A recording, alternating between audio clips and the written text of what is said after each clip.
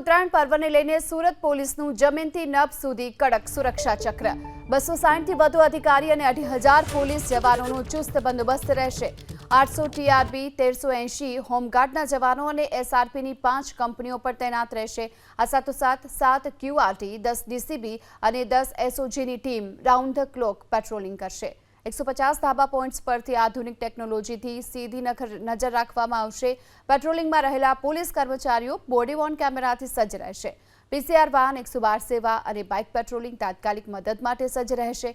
જો કે અત્યાર સુધીમાં ચાઇનીઝ દોરીનું વેચાણ કરતા 44 લોકો સામે ફરિયાદ નોંધાઈ છે। પ્લાસ્ટિક અને ઘાતક દોરી વાપરનારા સામે પણ કડક કાર્યવાહી કરાશે। પોલીસે વાહન ચાલકોની સુરક્ષા માટે 1.15 લાખથી વધુ સેફટી બેલ્ટનું પણ વિતરણ કર્યું છે।